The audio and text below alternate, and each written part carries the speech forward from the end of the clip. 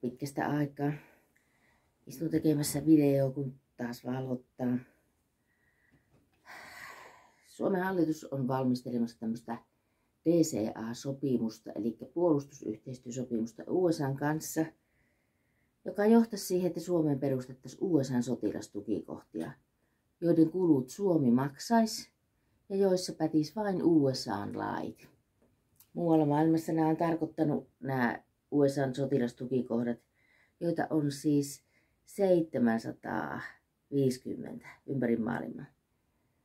Niitä on käytetty laittomaan vangitsemiseen ja kiduttamiseen, esimerkiksi Guantanamon vankila Kuuban saarella sen jälkeen, kun oli tämä kaksoistornien hyökkäys New Yorkissa.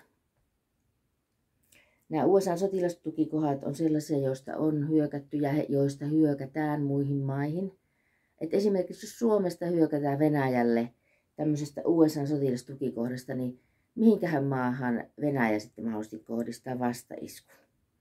Niinpä USA tykkää mielellään sotia silleen, että se sota tapahtuu jossain muualla kuin heidän kotimaassaan.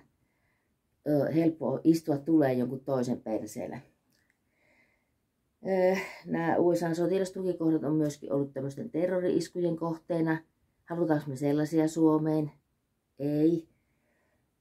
Ja niissä säilytetään monessakin ydinaseita. Ja niitä me ei haluta Suomen maaperälle. Joten jos oot samaa mieltä kuin minä, että ei kiitos näille, kerro se Suomen hallitukselle, joka valmistelee salaista sopimusta. Nyt on joulukuun 7. päivän yö. Ja hallitus on suunnitellut, että jo 18. päivä joulukuuta se sopimus allekirjoitetaan ennen kuin suomalaisilla on edes aikaa tutustua siihen, että mitä se sopimus tarkoittaa. Mun mielestä se ei kuulosta demokratialta. Joten pane viestiä kansanedustajallesi, jos oot samaa mieltä kuin minä. Ei kiitos näille sotilastukikohdille. Ne ei lisää turvallisuutta, vaan ne on omiaan horjuttamaan rauhaa.